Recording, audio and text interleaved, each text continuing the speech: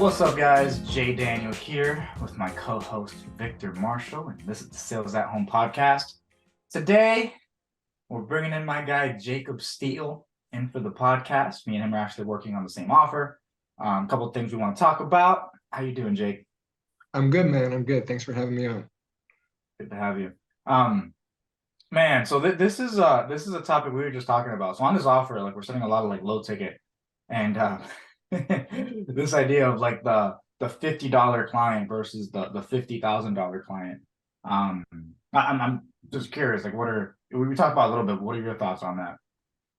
Yeah, I think that the $50 clients are so much harder to deal with sometimes Hmm. because, like if you have $100, $50 is a lot.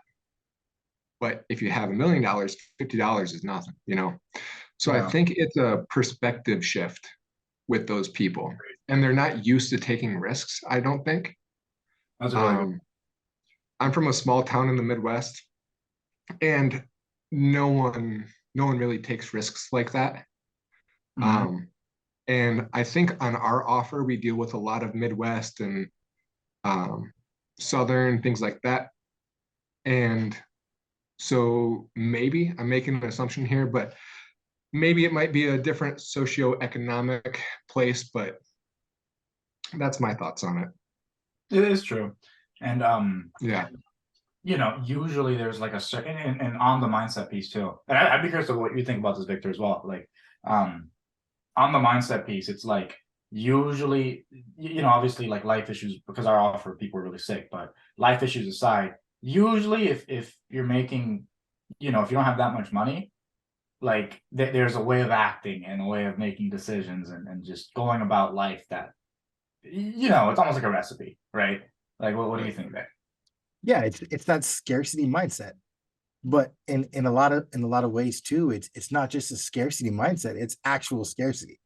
Like you're Mhm. not just scarce in your mind, you're actually scarce in your reality as well. Like, And a lot of those people are people who are sick, are people who have low socioeconomic, situations, are people who aren't risk takers, who have never thought, let me elevate myself, let me use this money and invest it in myself. Even investing $5 seems to be a lot when it's like, what do I get in return? If I'm just getting knowledge, why am I going to put this money into it? When in reality, it's no, that knowledge is what's going to make you more money.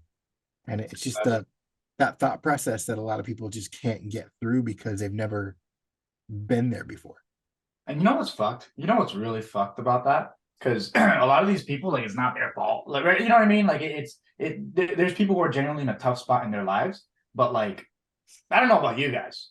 I think the U.S. is fucked. I think over the next 5 to 10 years, with the leadership that we have, with the everything that's being enforced, um, all the money that's being printed, I think the U.S. is going in a very poor direction.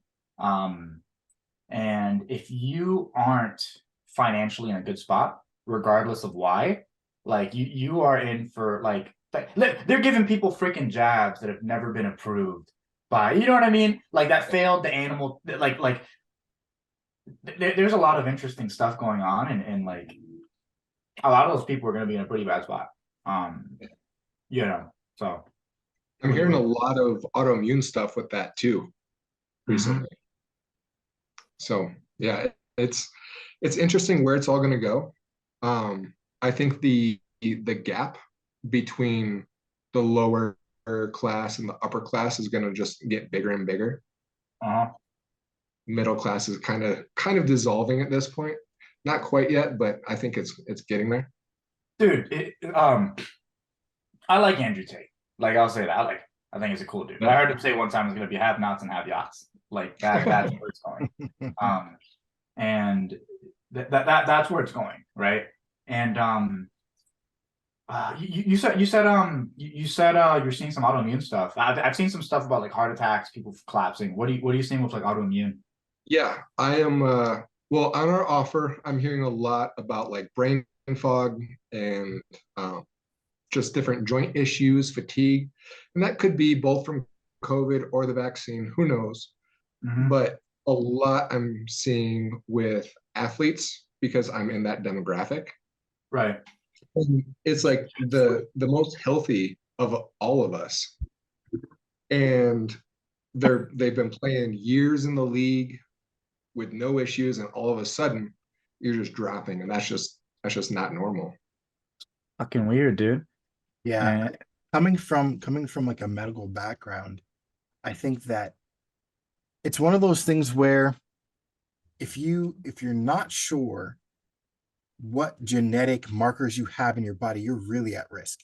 And Yeah. and it's one of those things where it's like it could be that you can get the vaccine or get anything else that comes across the line in the next 10 to 20 years and be perfectly fine, right? But you may have some genetic markers in your system, in your DNA, that will cause you to react a certain way to a certain thing. And it's like, I would be very careful about what I put in my body, anything, depending on those genetic markers. So, for instance, if I know that I have a family member who's got this disease or this autoimmune this, or who had this experience, I'm going to be more careful and I'm going to double check myself. I'm going to get testing done before I put something foreign into my body. I'm going to make sure that I'm eating right. I'm doing all these things because it's not just, oh, the government's doing this. It's what's coming out. Like there's a lot of small businesses, there's a lot of businesses in general who are creating things that are flying under the radar of testing, are being sold as something that they're not. There's all these miracle drugs and miracle products out there right now that could have an effect on your body. But it's like if you're not going to take the due diligence of protecting yourself, and again, it's not everyone, and not everyone's going to have the same reaction, or not everyone's going to have a reaction. But if there are little things in my life that I know, hey, this could be something, then I'm going to do the due diligence to check it out. yeah, you can't be a dumbass and trust everybody and everything. Right. And Like, the mhm. thing that I didn't really like is if you want to get the vaccine, fine, but you can't mandate it just across the board for everyone because people are so different. Yeah. Like Mhm. us compared to an 85-year-old person who lives in a nursing home, we're going to be different. We're going to have different immune systems, you know? Yeah. And I think it should give people pause when they do mandate it. And it doesn't matter if you're healthy, take it.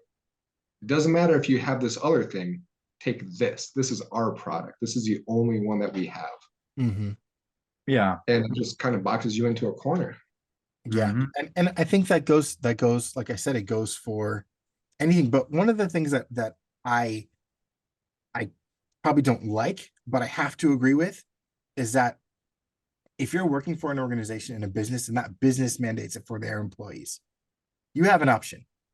You have the option to leave that job or to get it and stay. And but it's the business owner's right to say, I want my employees this way or that way. Whether or not it's the right thing, it is within their scope of practice. So, for instance, in the hospital, I work in a hospital, I work in pediatrics.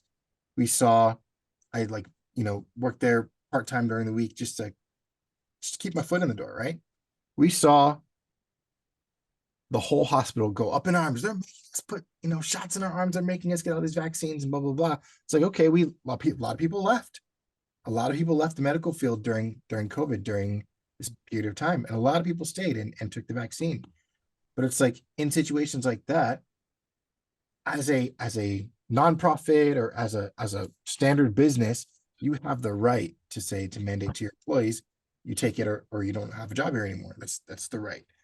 Just like I have a right to say no. But where I think it gets hazy is when government entities start mandating things for people, and people who are receiving government funding start mandating things. If they're any part of that government organization, that's where it gets a little hazy for me. 100%. Dude, I heard this a while back. I forget who said it, but the best way to run a country is the country runs its damn self with decent leadership in like all the states, and the government is a referee. Yeah. It's not even involved, right? It just handles some matters and has a couple checks and balances.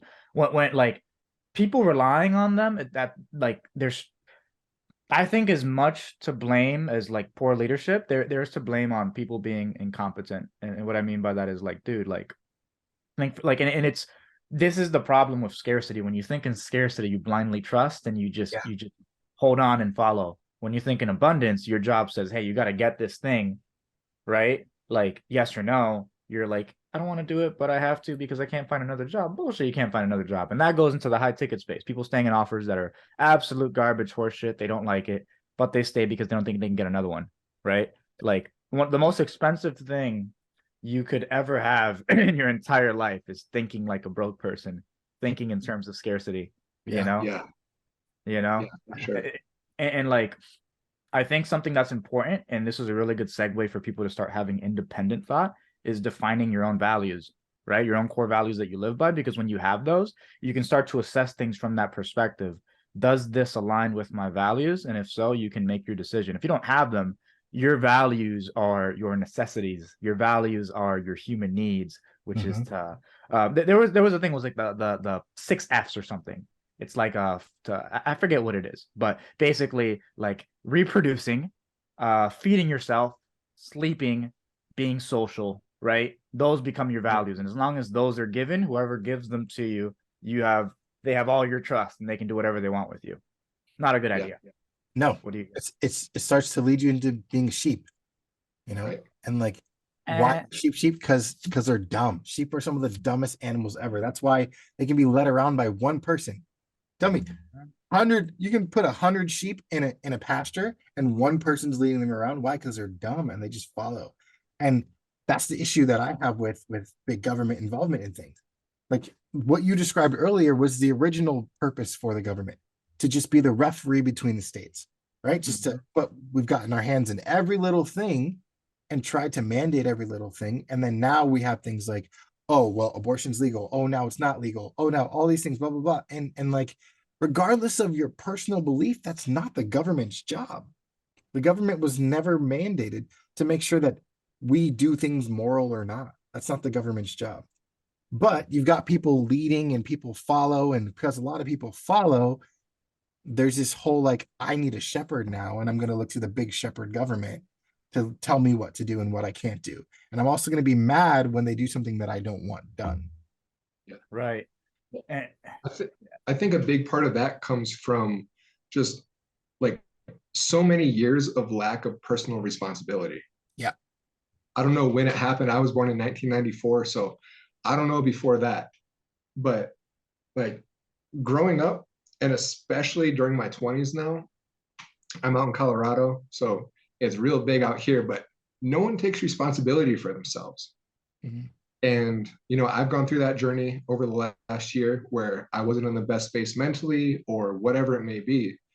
But, and coming back to Andrew Tate, my I don't agree with some of his stuff in the older interviews, but I like a lot of his main concepts. And one of his things was don't be a bitch. I don't know if I can swear on here, you but can swear. don't be a bitch. Just do your thing. Get up and do your thing. If you're feeling sad, go work out. Don't kill yourself until you get a 6-pack. Come back and talk to me then. Yeah. You know. Yeah. So go I, ahead. I, my issue with Andrew Tate is kind of along the same lines we're talking about. Like you said, I agree with a lot of his concepts, but I sent Jaydaniel a video earlier, and Andrew Tate's saying, I'm going to put you up on game. The way that I win all these arguments is that I say something, and they'll agree with me, but I'll say it in a way that makes them mad. Right? Mhm. Why? He's saying it for the clickbait. He's saying it for the follows. He's saying it for the rouse, right? And that's all great and cool, and that's awesome, and that's the way he does it. And it's entertainment. That's what it is. He's an entertainer. Yeah. But what happens is you start to entertain the wrong people. There are people watching who don't get it, right? Who don't get that this is entertainment, who don't get that, okay, his concept is what I'm agreeing with. Everything he says now has to be law. It's the same thing as Donald Trump, right? Mhm. Donald Trump did a lot of great for this country. He also did some pretty crappy things, just like every other president does. But what Donald Trump did better than anybody else was he stirred his sheep. He got his sheep moving, right? So much so that he suggests something and they're storming the Capitol, right? Andrew Tate and Donald Trump are the same person to me.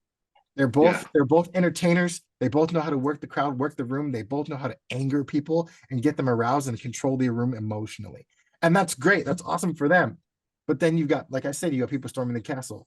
You got people storming the Capitol. And then you've also got, on Andrew Tate's side, you've got men who've never had relationships talking about how women need to do this and how all of these things and throwing out their beliefs that Andrew said, thinking, oh, well, he said it, so it has to be gold. But it's like, dude, you've never even talked to a girl.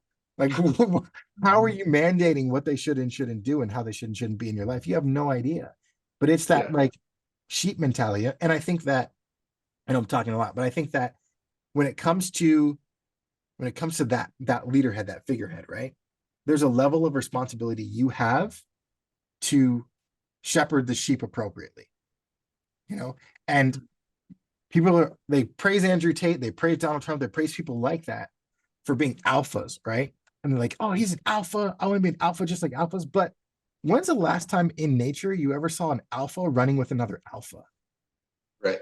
It's always betas and charlies and deltas and zetas and all the rest of them following these alphas, and each alpha does their own thing. So when you start to have sheep masquerading as alphas, that's when the problem comes, right? And so I think that's where that mentality, that whole bravado leads you to in the case of Donald Trump and Andrew Tate. It's that regardless of what you say, the concepts could be pure gold. It's the way you're saying it is rising the sheep to do sheep stuff. And so you can't be mad when the repercussions then come back because sheep are doing dumb stuff that you're responsible for, because the alpha is responsible for the pack. Right. It's true. If you look at somebody like Elon Musk, I think he's a lot less controversial and focusing on stirring things up. Although he is we could say he's an alpha, right? In terms of richest guy ever. His world. Probably a million people who work for him, I think but doesn't that apply, like, but even him, dude, I was listening to a Twitter space the other day and Elon Musk was on it, and everybody's asking him questions, and then this one person comes on who's like so offended by Elon Musk. He's like, Elon, I love what you do, the companies are great, but how is it possible that you don't respect people's pronouns? I think I think there's a level of, regardless what you do, you're gonna offend people and you're gonna stir dumb people, because at the end of the day, they're fucking dumb. You know what I mean? I think and I think that's gonna happen regardless. And I'm not saying Tate is perfect. That certain things that he says too, right? Like you know what I mean? I think they're a little extreme, and I probably wouldn't emulate them. But I think that because applies you're to not everybody. sheep. Exactly. It you're not sheep. Responsibility. Yeah. Am I being responsible for the information that I take from this person, or am I just going to take all of it like a water hose? Mm-hmm. Right. It's the savior. This, like, people talk about the savior complex. Like, I need to be, to save people from whatever they're in. But we also, in reverse, have a savior complex where we need a savior. We look for that person who's like, oh, this guy is everything to me, and I'm gonna stand so hard that I'm gonna do anything and everything they tell me to do. And like, that's just as dangerous, if not more dangerous, because it's like the next savior. No filter. Yeah, there's no filter whatsoever. There's no like responsibility, like you said, and there's no personal responsibility. There's no personal filter that says, all right, this applies to me, this does not apply to me. Right. You know what? One thing about him too. So he actually had a video, where he actually talked about that. He said most people's minds are wide open for programming. They're literal sheep. His words. And he's saying, like, before you do anything, before you step into the world, before you even listen to me, you need to develop a thought process because when people don't have that thought process, right, they're going to ruin his name. They're going to ruin any influencer's name. I got a buddy who listened to some of his stuff, started smashing girls while he's in a relationship, right? Because top G, 10, whatever, right? And it didn't turn out too well, right? So I think and then that reflects poorly on him when he wasn't saying, like, he wasn't saying to do this. He was like, doing his thing and implying something else, right? And so I think so much of it is like thinking, whenever you hear somebody, what's their agenda? What are they trying to do, right? Thought process, questions, core values. Does this align with my core values? Does this align with who I am? Because bro, like Well, there's people that whatever they touch turns to shit. Just decomposes. right. Well, and it comes back to sales, like, are you going to take everything at face value and just accept it? Or are you going to be like, you know what, let me probe a little bit deeper. Let me get some clarification on this. Maybe they Exactly. said something, but they meant something else. A healthy You prospect gotta, gives objections. A healthy right, prospect gives objections. It's human nature, Yeah. you know? right. It Yeah. means you have a thought process. And it's that consumer and participant, mentality Mhm. as well. Like some people Mhm. just want to consume. And like you said, a healthy prospect is not just going to consume, they're going to participate in the conversation. And that's why we always say sales is a conversation, right? But then you have a lot of these people who just take, and all they have is they've been loaded information on, and they don't have to put the action in to do anything with it. So when you've got a person on the phone and you're talking to them and they're just like, yeah, cool, I'll take it. Cool. Unless they've done their research and know exactly what they're getting into, most of the time they don't succeed in the program. Yeah. Most of the time they're the ones that flake out. Most of the time they're the ones asking for the refund, or they're the ones who have no idea what's going on come week 6. You know who succeeds in the program? The person who you show them, and right, we're all salespeople, right? Between us, we've probably done tens of thousands of calls, right? Including cold calls, probably in the hundreds. So like the people who really crush it, like you make the pitch, they listen to it, okay? And now they start asking questions. What about with implementation? What about when this happens? What about when this happens? How do you mitigate risk here? What's the possible downside? Right? Those are the ones that oh, I need to think about it. Why? Oh, it's just my process, it's just what I do. They're just afraid to make a decision, right? They're not going to go anywhere. The ones that say, okay, let's do it, without even asking a question, without even pondering into it, they think you're their magic savior with no faults and you're gonna save their life magically, right? They're probably not gonna succeed either because they don't think deeply. There's this idea of being a deep thinker that makes somebody just functional and working. And speaking on the health stuff, right? Because we're on like a health offer, like Yeah. there's and I heard it was either Dr. Pumper or somebody that was interviewing him. I was listening to an interview the other day, and he Mm. was saying like he was saying like the more overweight somebody is, the more obesity somebody has, the smaller their brain, actually proven, right? The smaller your brain, the smaller your frontal lobe, the worse you are at critical thinking, right? So this Interesting. is this is real, right? These are some of the Yeah. best, scientists. Imagine people who spend 90 hours a fucking week studying, learning, involved in like Right. these sciences, right? But yeah, like from a physiological standpoint, people are at their worst thinking ever. Obesity is like, I think there's a 70% overweight, 40% obesity rate in the US Yeah. with Yeah. almost 400 million people. So Right. it's a crazy time. It's Well, a and really crazy time. it makes sense because you don't get obese overnight and you don't get obese by making right decisions. Mm-hmm. So like your frontal lobe, that's where you make decisions, right? That's your critical thinking True. spot. So if you never work that out, it's going to be underdeveloped and you're not getting the proper nutrition to it, and I'm assuming the rest of your life, you're not sitting around reading books all day, you know? Because So if you I do, think you look at yourself, you'll question right. yourself. Yeah. Yeah. You know, I think it's a whole like holistic thing as to why that happens. Mm-hmm. I you we're talking, and it's to simplify it all the way down. It's an intake versus output, right? We're talking about Tate and Trump and the government, and it's all intake of our sheep. We're talking about obesity, it's all intake, right? And output is exercise, whether it's physical, whether it's mental, whether it's emotional, it's exercise, right? So when you exercise, you grow. Right? When you exercise, you get stronger. So if you're not exercising mentally, if you're not exercising physically, if you're not exercising emotionally, you're not growing. So it makes Yeah. perfect sense that the more obese you are, the smaller your frontal lobe. Because you're not exercising it. You're not putting it into action. And that requires conscious effort. Yeah.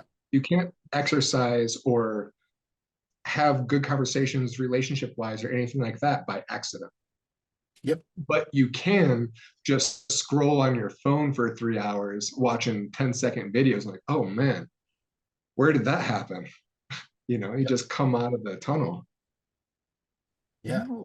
Oh man. You know what? The more like further I get into personal development, the more I realize like what social media actually does to you. Like I was Yeah. on I think it was Instagram or I forget what social media platform, but I opened it up and there was a short and I flipped over to the next one and they're both like women, and wearing almost nothing. And the next one and the next one and the next one and there's like five.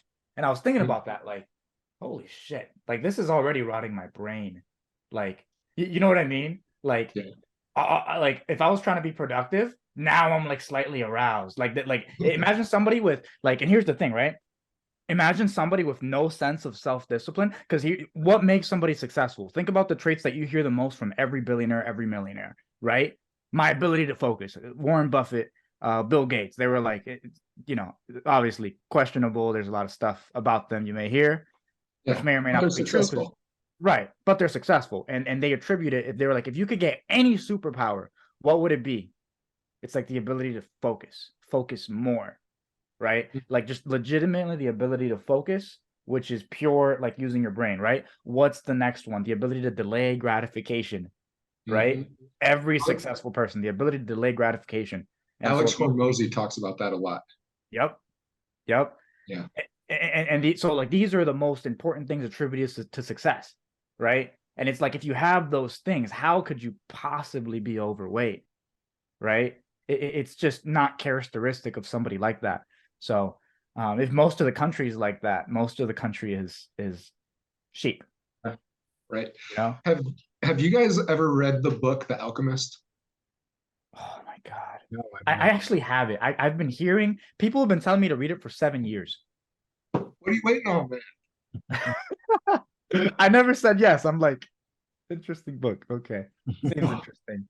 Have you read it, Victor? no, I've not read it. What's it Oh, about? What's it about? Elevator pitch. so Come on. so talking about the scarcity mindset and the sheep, literally. So the main character is a shepherd, Uh-huh. and he wants to go. He's on this quest. I forgot what it was, but he's on this quest. But he's afraid, and Mhm. he's like, you know what? I can always come back and be a shepherd. I'll be okay. And he just keeps going, and he goes to the next spot, and he runs into this hardship, and he's like, you know what? I've made it this far. This next step, if it doesn't work, I can always go back and be a shepherd. And he's just continuously working towards his goal, knowing that he has a safety net in his skills, but he's continually trying to grow and progress himself. And that just, it really resonated with me with what we've been talking about in terms of taking responsibility, trying to progress yourself, having that growth mindset instead of the scarcity mindset, having that trust in yourself, knowing that, you know what, if it doesn't go well, I'll still be okay. I'm not going to be homeless. I'll be able to take care of myself. Mhm. And then the actual being a shepherd and the sheep to round it all off. Yeah. You know what's funny about that? It's like that first time you make that move, it's so scary. So It's the scary. scariest thing because you literally are breaking free of everything you've ever known and ever done in every way you've ever made decisions. Mhm. Right? And I mean, think about it. A lot of the people that we've been talking about, and if we're going to generalize and stereotype, a lot of them have never been taught to think outside of themselves. A lot of them have never been taught that there's more. A lot of them have never seen, except for watching it on TV or on Instagram, that there's more that they can do with their lives. A lot of them don't know that they have more than their house that can make them millions than they even know, right? So getting to the point of, all right, let me break this mindset.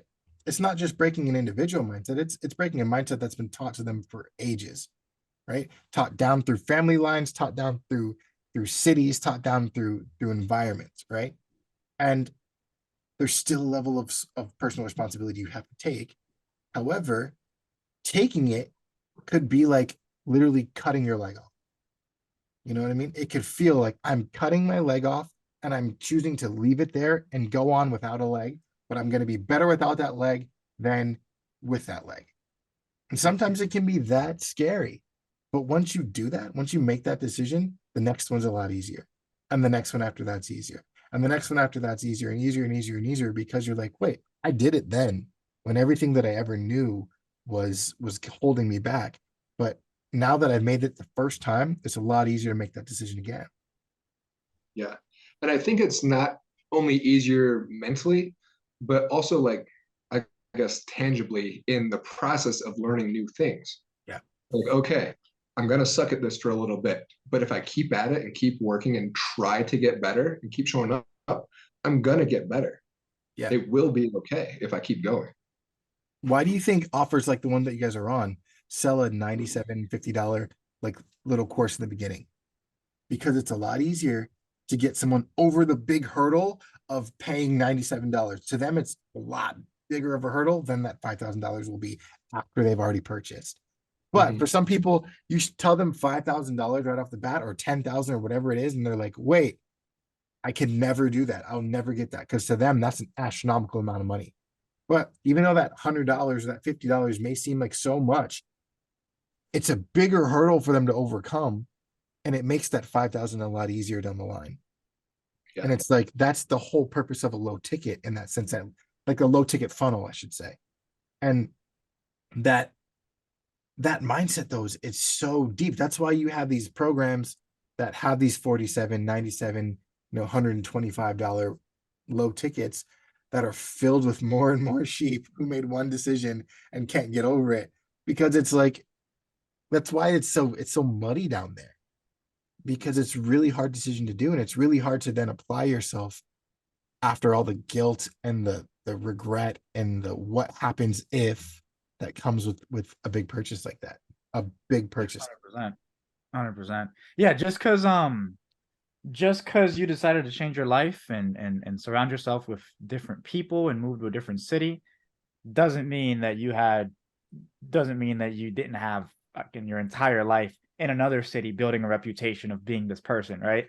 Like it follows you, and it not just in them knowing and being able to spread the word, right? But it also follows you in terms of the habits you've built and the way you speak, that's going to take some time to undo. And it's the hardest part is in the beginning, because you have to undo all that garbage. So that first decision is just a ticket, it's just a ticket to the race. Now you got to fucking train, because you're out of shape, and this buddy's been running marathons for 10 years, Yeah. Right. Yeah. Yeah. Like, one of my favorite quotes is, no matter where you go, there you are. Yeah. And that can either be a good thing or a really bad thing. If you're just jumping around trying to be like, oh, if I move here, then everything will be okay. Mm-hmm. If I get this job, then everything will be okay. But if you don't change who you are, you're still going to be there, It's that personal responsibility. I was going to say that, you dick.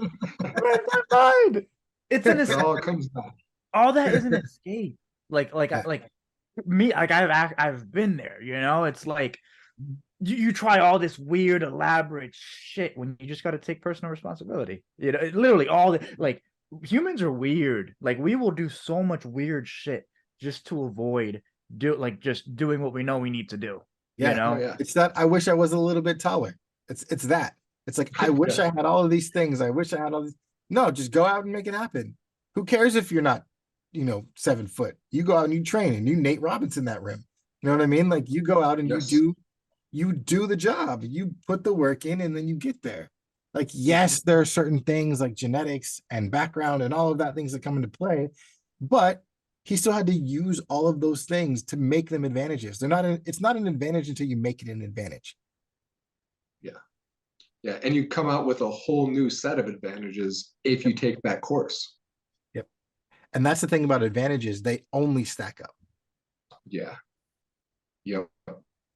Yeah, that upward spiral. Yeah. Isn't it crazy that in this very physical world, right? Everywhere you go, right? Everything's physical. All the biggest problems are in our heads. Dude. Yeah. Like billionaires, millionaires, people look up to them, superstars.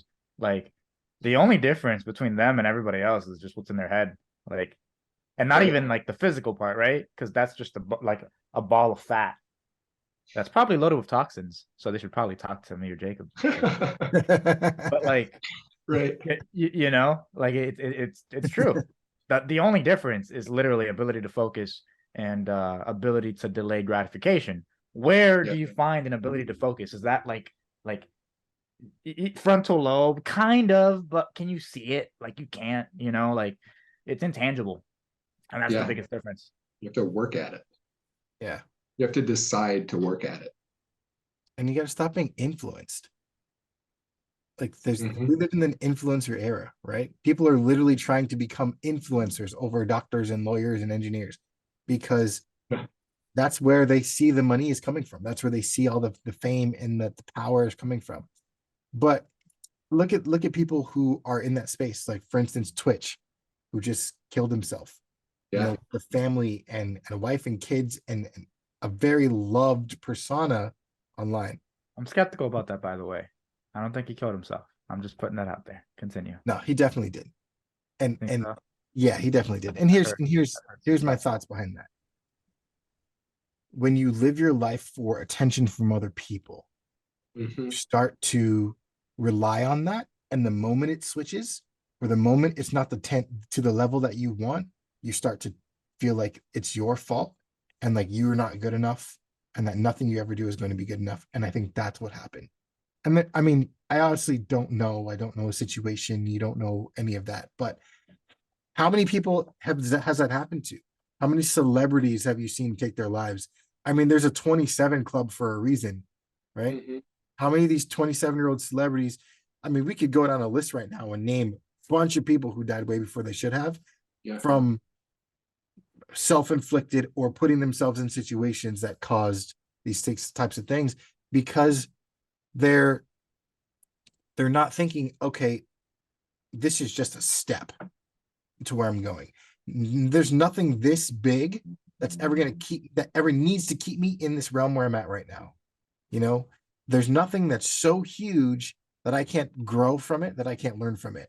So taking it back to the regular person, there's no family socioeconomic situation, there's no background too big that can't stop that could stop you from becoming great if you put your mind to it, from becoming a millionaire, from becoming a person who's got a house and a car you can drive. You know what I mean? Like there's no situation that you come from that's so over encompassing that you can't grow and become something different. You just have to put in the work, and that work starts here.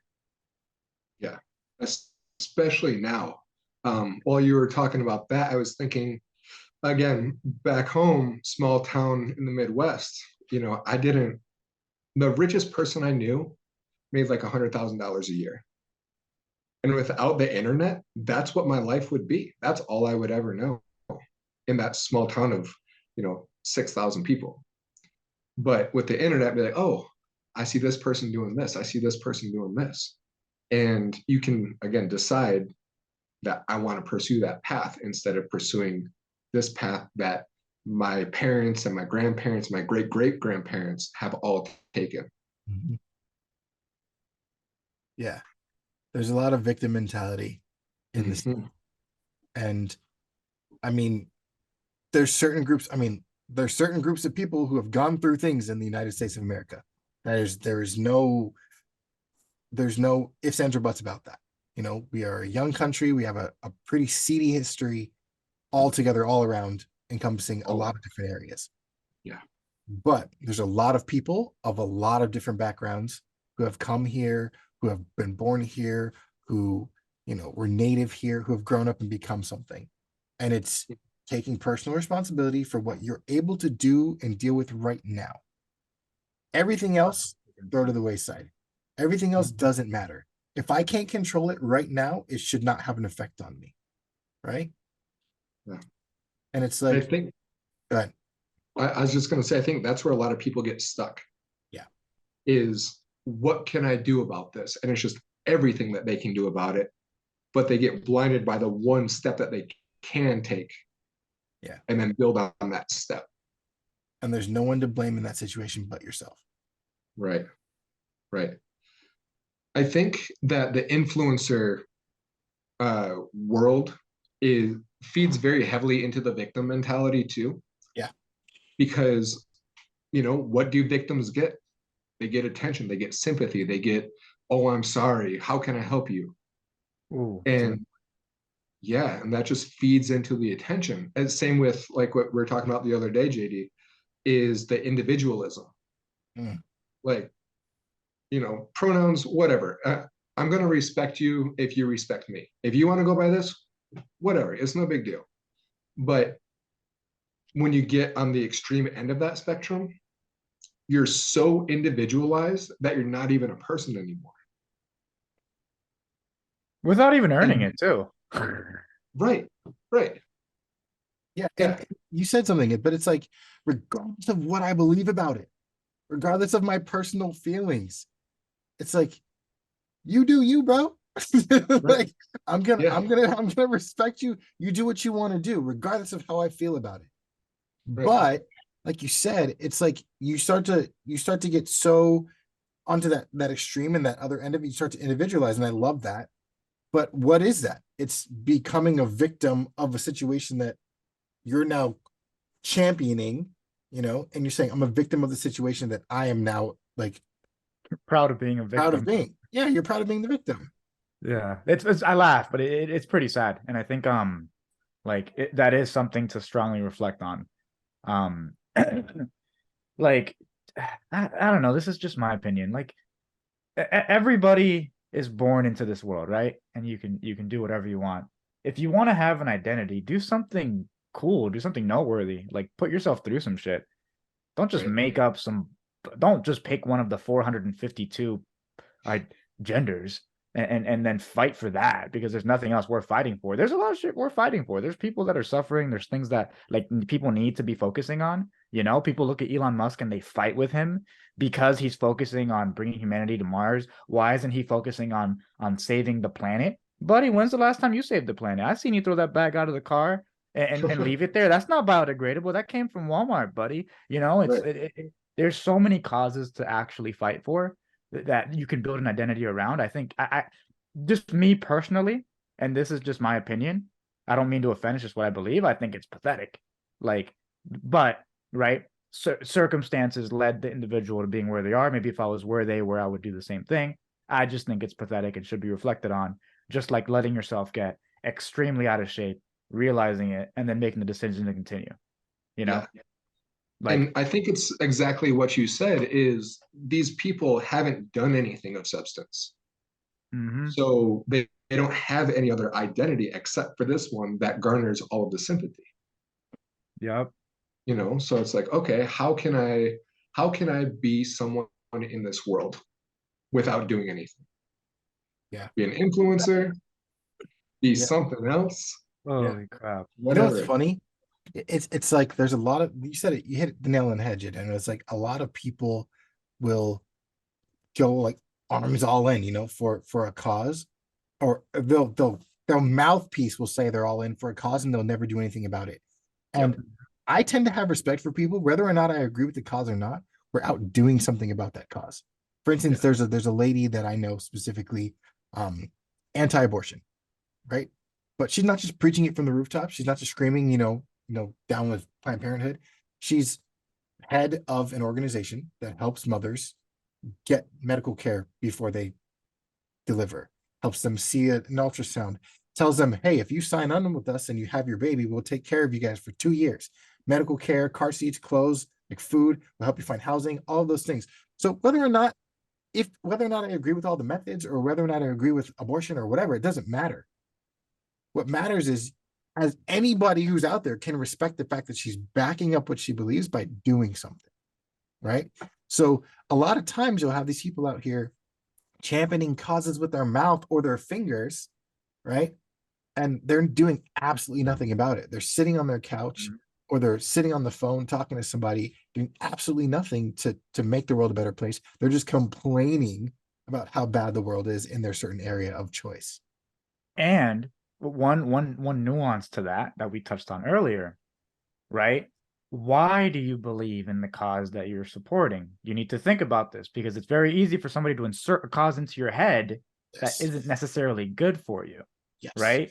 Like truly, like, and there's a lot of interesting causes being pushed right now that aren't necessarily good for you. I don't care what anybody says. Maps is the most disgusting shit that's ever been created.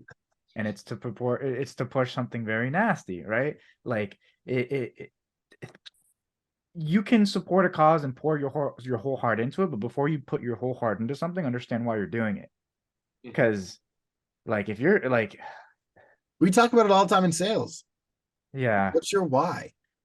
Yep. What's your what is driving you? What is the driving force that's going to bring you to your goal? Because there's the whole point of having a cause is to see something changed, right? If we're just going to get up and all shout about something, we might as well just go to a sports game, right? But like if the purpose is to see something change and to see some change happen, like why is that important to you? And if it's so important, because if it's important to you, you're going to follow through no matter what, right? There are Cleveland Browns fans, guys, who literally care so much about the Cleveland Browns, and it's like, why? Because they have made this cause theirs, right? They have said, this is who I am at my very core. I'm a Cleveland Browns fan, and because I'm a Cleveland Browns fan, there's nothing or anything that will not come above me rooting and cheering for my cause. And it's like we get to the point where we start to all become Cleveland Browns fans for little different things in our lives for no reason whatsoever. We're not from Cleveland. You know, our dad isn't from Cleveland. Our grandfather didn't wear a Cleveland Browns shirt and then he, sitting in his chair. You know what I mean? Like there's nothing that ties you to that. You've just, like you said, been influenced to now save a dog or give 37 cents to save a starving kid in Africa. You know what I mean? So it's like, it's a lot of the same stuff we've been talking about. It's the sheep mentality. It's the being influenced. It's not taking responsibility for what you believe in. It's a lot of it. And that's why we have the situations that we have. That's why we have the government that we have. That's why we have, programs out there that we have. That's why we've got scams online. That's why we've got all of these things. It's because people are the way they are. And until people start to say, okay, I'm going to break free of the flock. I'm going to walk away from everybody else and I'm going to just do my own thing and take responsibility for that, regardless of whatever way that goes. If I fall, I fall, then we're just going to have the same thing over and over again. And we're going to see a decline. Yep. The government would not be as disgustingly horrible as it is right now, which is my opinion. Absolutely and utterly horrific. If it wouldn't be like that if people weren't so tolerant of it, right? Like tolerance. Right now, all they're doing is pushing, right? They'll push, they'll try something crazy, and if it works, they'll push even more. The whole Balenciaga thing with the kids and the bondage gear, that was just them pushing. People didn't like it. Now they're leaning back a little bit. PayPal saying $2,500 fine on your account if you put misinformation, right? That was them pushing. People saying, no, fuck you, right? That was them having to retract it back. No. Public statement. No, there was an accident to put that in our terms of service, finalize it by our board members, and publish it for millions of people's accounts in the matter of finances, which is the most sensitive matter in the world. Total accident. Didn't mean for it to happen, right?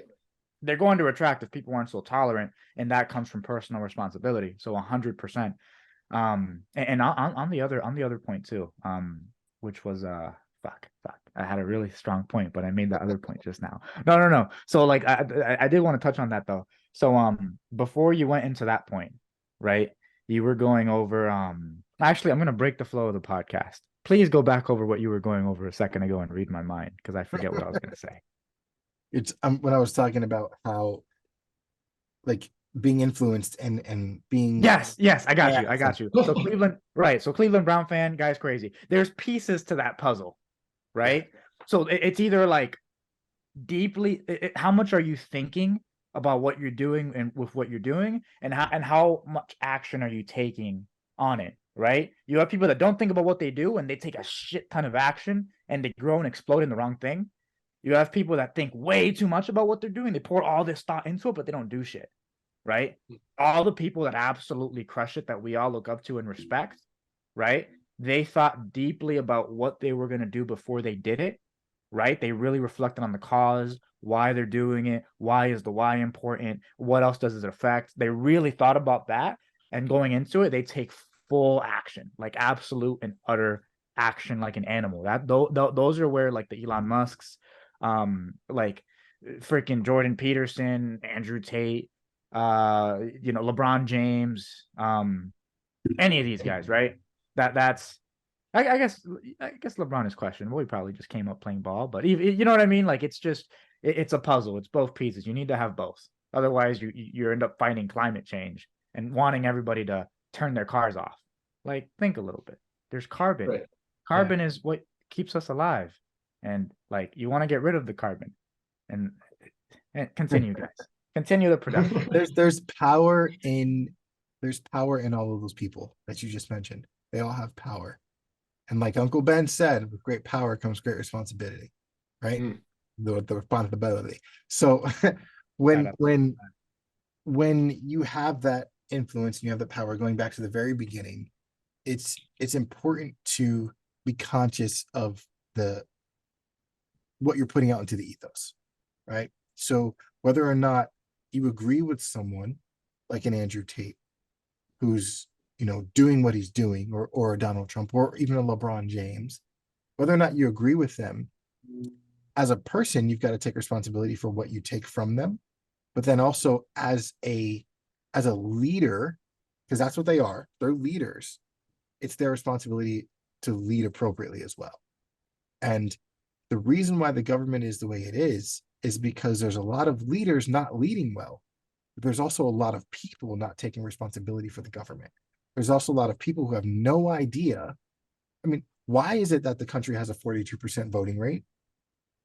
That's stupid. Flat out. That's ridiculous, right? Because if 42% of eligible voters actually vote, that means that there's 58% of people who could do something about the country in the direction it's going, who, one, either don't care enough, two, are not in a position to vote because there's incarceration. Question on that once you finish. Yeah, but that's a lot of people that aren't taking responsibility. And then even among those 42% of people, how many people are actually informed on what's going on before they vote? Or are they just voting along the lines of being influenced? Being like, I'm an R, I'm a D, so I'm just gonna write along this line here. I'm gonna write along this line here, and then see what happens, and then be mad when it doesn't go my way. You put no effort in whatsoever, and it's like that stamp of approval that you got out there and you voted to make the country better, but you're not actually doing that because you're not taking responsibility. You're putting it all on somebody else. There's a level of personal responsibility people feign, and I think that's one of the big ways that they do it. That's a good point. One thing I'm curious about, just talking shit, on this illustrious podcast. So 42% or 44%, right? Something People like that, vote. I voted in 2020. I voted for Trump. Okay, I'm sorry. There was clearly people messing with the votes, and a lot of people made that case. And did you know in the last bill where money was printed, something like 2.6, so more than $1 billion were taken on that bill, right? More than $1 billion were for lawyers, for the government to hire lawyers to go against people who didn't agree with the voting, the election, the way the election was handled. So, I'm curious on your perspective on that. If people are, because for me, I feel like I wasted my fucking time going to vote after all that shit, and perhaps there should be, right, a higher level of escalation, and I think that it makes sense why January 6th happened. And then you hear things about like January 6th was peaceful, and you see videos of police urging them on, right? And you hear different things, right? So I'm curious, like on the voting side, like would it make a difference if people vote? It almost feels like whoever's in power is chosen. It almost feels like government has gotten so powerful that the people don't even matter anymore from like all the legal means. Like, what do you guys think about that? Well, I think you've seen that within like the candidacy rates, like when Tulsi Gabbard was talking about Kamala Harris in the debates back in 2020 Mhm. and just like brought out all these things. Maybe it was 2020, I don't know. But brought out all these things. And then I think she was one of my favorite people, Tulsi Gabbard was. And they just knocked her right out. Like, oh, she's a threat. Get her out of here. So Andrew Tate. right.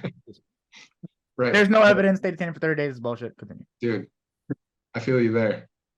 So, I think, oh, go ahead. I'll let you finish. I was just going to say that I think it's definitely skewed. I don't know how much. And when it's voting between a pile of trash and a pile of turds, I don't want to vote, you know? Like, sure, I can, and I can have a say, but do I want to? Yeah. And then you get all these people that are saying, oh, make sure you vote, make sure you vote. And it's kind of funny, 90% of the people that say that probably wouldn't agree with my vote. It's like, are you sure?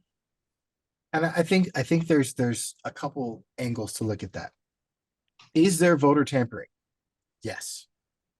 I don't think that you can have something on this massive of a scale and it not be flawed in some way, shape, or form. Bro, Joe Biden did not get 77 million votes. Do I believe that it was to the level that it was put out to be? Probably not. And that's just my personal belief. And to the point that you said, Jake, about pile of trash and a pile of turds. Like when it comes to voting, a lot of people don't understand why they're voting and what they're voting for. Yeah. The president in and of himself or herself was meant as a figurehead, as a check and balance between the Senate and the House, right? And between our government. He's a check and balance. So a lot of people will go and they'll focus on, I'm voting for this president or that president. And they don't care about midterm elections. They don't care about local elections. They don't care about the things that actually matter, that actually change policy in and around where you live, right? So a lot of times you're getting this massive influx of people that are going out and voting for the presidency because they're like, yeah, that's the hot, hip thing to do. Michael B. Jordan told me to go vote. You know what I mean? So like they're going out to go vote. But when it comes to what matters and actually affects their lives, they don't do anything about it. They don't go to their municipal center and vote in the midterm elections for the person who's actually affecting policy in their state, in their county, in their judicial district. So voting isn't just, I'm going to vote for the president on November 11th or whatever date that is. It's also, I'm going to go out and I'm going to make sure that I'm informed enough to know that this person running for my state, district, senator, whoever, is a piece of trash. And I don't want them in there because they don't agree with what I agree with, or they've done these things, or they voted on these policies. So that's why you get to the presidency and the vice presidency, and there's this long laundry list of things that they bring against Kamala Harris.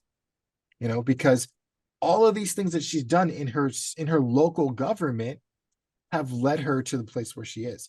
So that's why you can be at that level and they can disregard somebody completely, because that person is not even known enough from their local state, wherever they're at, to even gain favor in a national. They're not hip enough. They're not TV enough, right? So if I know that, I vote this way, I think this way, these are my policies, these are the ways I want to affect and live my life, I'm going to look for people locally, when I vote locally, that have the same values, because that affects around me, right? And what affects around me affects the state. What affects the state can ultimately affect the country. So when I say voting is important, it's important more so, I would say, on a local level than a national level. And do I think things need to change and processes need to change? Absolutely. But I think that a lot of people overlook what's really important, and that's local voting on a local level. And they think more national and think, I'm voting for Donald Trump. No, you're not voting for Donald Trump. You're voting for the machine that moves Donald Trump, right? And Donald Trump was very vocal. He was a very good mouthpiece for his machine, right? But I'm not voting for Joe Biden. I'm voting for the the machine that moves Joe Biden. I'm voting for everything that's led up to him being to where he's at. But if I don't know that, if I'm just like, oh, he's the savior or he's the devil, you know what I mean? And don't take that responsibility on a local level, then what am I, how can I complain? Right? Yeah. How can I complain if I'm not putting in any effort locally? I Yeah. have a question. Educating myself. Yeah, what's up? That's a So- good perspective. No, that's a really good point. That's like that was the best political like argument I've had for like local votes. One thing I'm curious about is like when it comes to voting, because I think the realistically, the majority of people that actually vote conscientiously, they are people who spend 40 hours a week in politics, right? That's actually a big part of their lives. For me, and I know for a lot of people in the personal development space, right? There's obviously your work and your skill set, which you're working on developing, and that's a part of your life. But there's also the people that put time and energy towards developing their relationships. There's people that put time and energy into developing their fitness, right?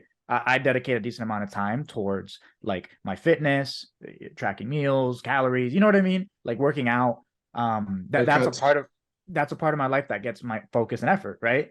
And so I'm curious, like almost like you know how you have a food pyramid, like this is kind of what's prescribed for everybody, even though food pyramid's kind of like I guess I hate everything because I just disagree with everything. But like in terms of like an area of life for people to put focus on just as much as they would into like their fitness or their health, do you think politics should almost be like fitness in terms of like understanding it and learning it and studying it for the average person? I think that a general knowledge of what's going on is not just important for politics, but it's important for how you move in business as well. A lot of local politics affects local business, right? And affects business. So knowing who's trying to raise your taxes on your stay-at-home business is beneficial to you, right? Knowing which political party, knowing which pundit in here is trying to, raise taxes on this or take your property tax up so that they can do this, or you know what I mean? Those things matter, right? So whether I wouldn't say it's as important as fitness, because I think your physical health is probably one of the most important things that you can take care of. Only second to your mental health and your physical health, but it's just being streetwise and smart about your surroundings, right? So if I'm at least moderately informed, if I can at least understand, I recognize this person's name and I at least kind of know what they stand for, that's a lot better than having no idea and just voting down a party line. So if you're going to put a percentage on it, I would say, if 50% is mental health and 30% is physical health, and then there's everything else in between, then I'd say a good 5 to 10% of at least knowing what's going on in your neighborhood and locally and even on a national level is beneficial to you. Because I mean, I've got a friend who works in kind of like a libertarian think tank, and what they do is they deal with the Hispanic community. They're called the Libra Initiative, and they deal with policies in the Hispanic community, and they also help get rid of things like, I don't know if you guys know this, but in the state of New Jersey, to become a barber, you had to pay all this money to be a barber. It was easier to become a doctor in the state of New Jersey than it was to become a barber, which comes to licensing. You had to pay, I think it was like a $25,000 license, and they only gave out so many. It was like a liquor license in Pennsylvania. You know what I mean? They only gave out so many, and you had to pay so much money, but they helped get that repealed. And like, because that's important to a lot of people in that area. That's a huge social economic thing that now people who would not be able to open barbershops before can, right? So what does that do? That brings more money into the community. That makes Jose down the street, who's great at cutting hair out of his garage, that gives him a place to grow a business to help his family. Now there's generational wealth there. There's generational trauma broken. Now his kids can come to a space like sales and have the mindset to grow that they wouldn't have had before. And like, it's those little things that help produce quality of life later on. I mean, I'm a little older than you guys. I know, Jaydaniel, I'm like 10 years older than you, but it's as As you get older, it's no longer about money. It's no longer about, notoriety. It's about quality. And that quality extends to you, extends to your family, extends to your children and their children. And you want their quality to be increased. And how that happens is by, taking responsibility for yourself, like we've been talking about, but also being aware of what's going on around you. And if you're not aware of what's going on around you, how can you then expect, and this is what we do as Americans and as people in general, we expect just because we feel a certain way that it's going to be that way. It's like, I think, the saying is, I think, therefore I am, right? Or if you're going to go biblical, as a man thinketh in his heart, so is he, right? But what we do is we flip it and we say, I think, therefore it should be. You know what I mean? And that's how we operate. But if we don't take responsibility and educate ourselves to what's going on around us, then one, we're not being good stewards of what we have. And all the mental and physical preparations that we do mean absolutely nothing if we're not putting in the time and effort to improve around us. Yeah.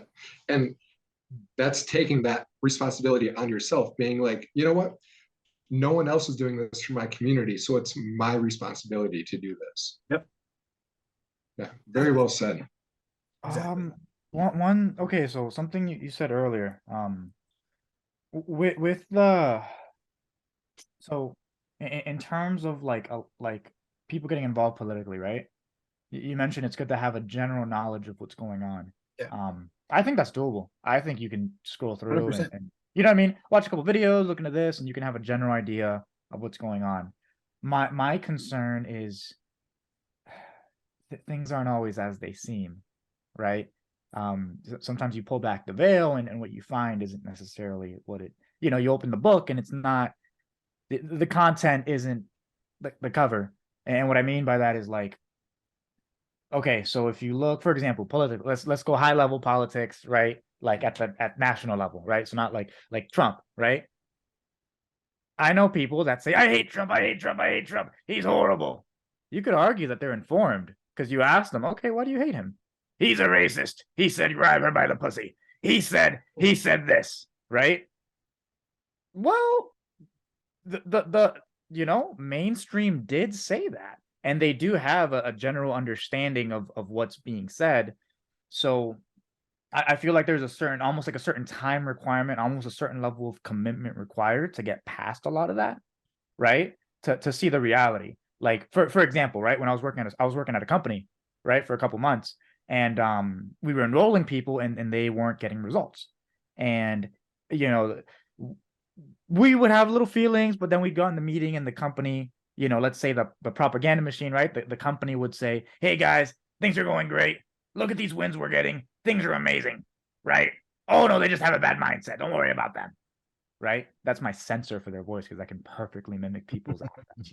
And so what I did is I went and I set aside hours of my time and I reached out to the existing clients and I was like, hey, how's your experience? Why do you say that? How would you rate this? Walk me through it. And I did that with like 10 different people. And when I talked to all 10 and all 10 gave me negative reviews, I left the company, right? That was me. That was me getting a general idea, which took very little time and was convenient. And I had a whole life to live versus me getting to the point of discomfort where I'm like, no, I have to figure this out because it doesn't feel right. And doing the extra research. Like how does the average, how important is it for the average person to do that extra level of research to see what's really going on with policy and really going on with like the local people representing them, bare minimum, and politically? You hit it on the head. The reason why you were feeling that way originally was because you were being fed something, right? Mm-hmm. And what happens when you're fed something and you're just taking it in? We've been talking about it the whole night, right? You're just taking in information without filtering it, number one, filtering it for truth. And does this align with me? And then two, you're only taking in that specific information. Whereas there's plenty of opposing beliefs, sure, but there's also plenty of neutral places you can find that'll give you just facts and information. But if I'm only sitting here, if I'm Republican and I'm only sitting here listening to Fox News, everybody's going to hell, right? You know what I mean? But like if Then again, I say, okay, let me take a little bit of that. Let me look a little bit over here and let me try to like filter. What you're doing is whether or not you get it right or not. And that's not the issue. The issue is not getting it right. The issue is having enough information to make a decision that says, this is what I believe is right. You know what I mean? And whether It's or not, your opinion. exactly, it's your decision that you made on your own, and that's what you believe is right, and that is your right. And that is your vote, right? It is not your responsibility, just like we're in sales, right? It's not our responsibility to fulfill.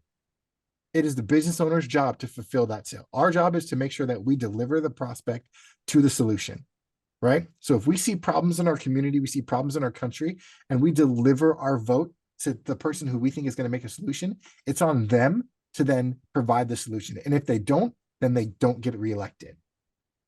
And I think that people in your generation, like your age group, that, that 25, 26, 27, 28, like when they say they're the future of the country, you are. And there's a lot of people who think like you. There's a lot of young guys, a lot of young girls out there who think, I don't like this. I don't like the way this has been, and how can I change it? And that's why there's been an increase in voting. Since the Barack Obama, Donald Trump, and now Joe Biden, there's been an increase in younger people voting because people are like, I'm done. I can't do this anymore.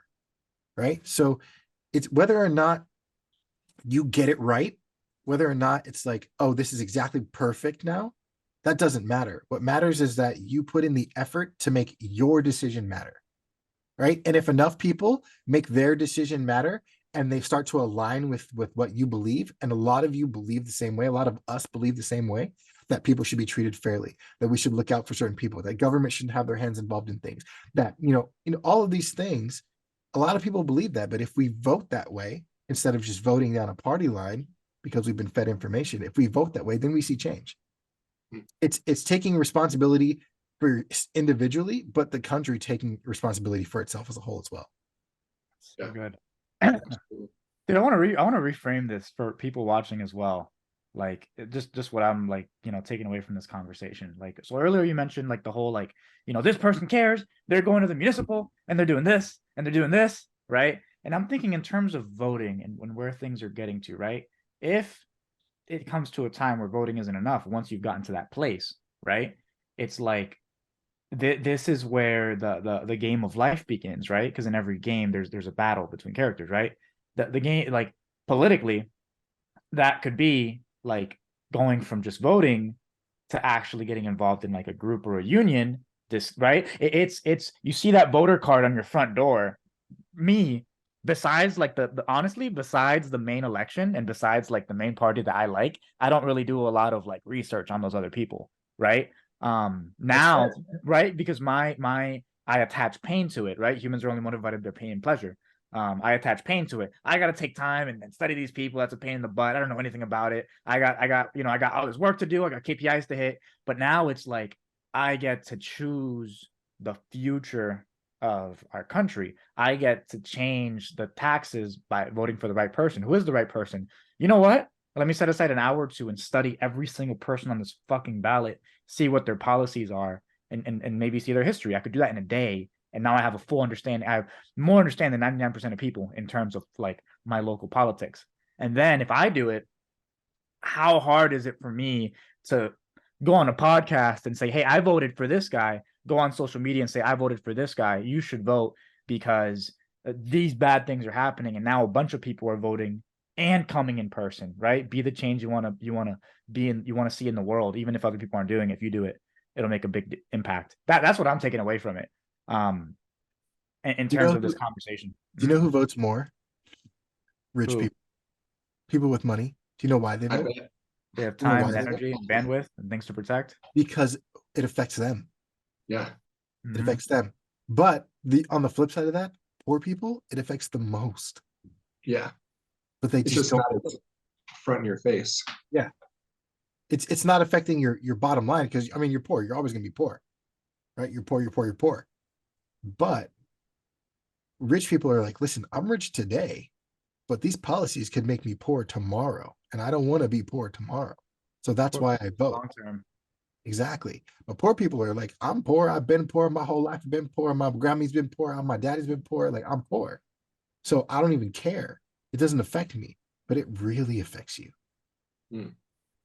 You know, and it's What are some examples for the poor people watching where it affects them like a policy? all right, poor people. No, but I mean, Those bitches. Yeah. even How things does like that- even things like zoning, right? For schools and districts, I'm how joking with you guys. which school district you end up in can determine the rest of your life, right? And so things like zoning for school districts that change often because people aren't voting or they vote the wrong people in. So something as simple as that. I mean, and we could go deeper into taxation and all of that and how that affects, you know, homelessness and unemployment rates. We can go through all of that, but we won't. I mean, we've been talking for a while. We won't do that. But something simple as zoning, right? That, all right, because I live on the catty corner of this block instead of across the street, I can't go to this good school. Instead, I got to go to the school where people are getting stabbed and shot on a regular basis, right? So what do you think is going to happen to me there?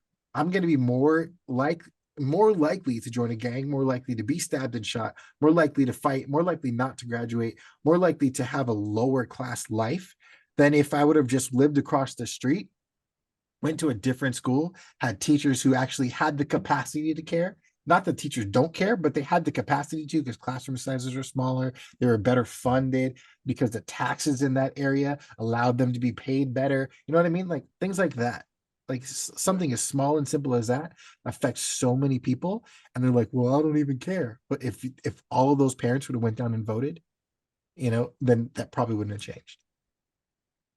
Man, you got some really good points. You got that wisdom, that dad wisdom. I'm Oh telling yeah, you. Victor's sage of this podcast. I'm But the hero. Where's my sword? but I mean, we've to Jacob's wrap the it all up, problem. we've been kind of talking about kind of the same thing from different angles, right? Yep. It all boils down to taking personal responsibility, not blindly following the biggest, brightest star out there, but going and making your own decisions and consciously making your own decisions and putting effort into the quality of your life. You know, the quality of your life physically, mentally, emotionally, spiritually, financially. It all depends on you making a decision one after another, the next decision and the next decision and the next decision. And Ooh. that is how you become successful in anything and everything you want to do. You know what that reminds me of? This whole saying of like and I guess it's similar to what we've been saying, but like you know that saying like don't worry about the snow on your neighbor's doorstep if your house is fucked. I don't know how the saying goes, but basically don't Yeah. focus on others until you've got your own stuff taken care of. I think when somebody's situation is handled, because voting, it may affect me, right? But a lot of it is like my country, my friends, right? A lot of it is like how does it affect them? Most people don't even think about other people because their shit isn't in line. And they could fix it if they took personal responsibility. They sat down and they worked on them. Okay, I'm out of shape. I gotta get in shape. Let's work on that. Okay, I'm broke. I gotta make more money. Let's get on that. Okay, I don't have any friends and I'm lonely. I gotta fix that. Let me get on that. Right? I know those are all things I've had to sit down and work on, and you can fix them. And in a couple months, it's totally different. But until you do, like legitly, until you do, it's almost impossible to focus on anything outside of that, anything that's not immediate.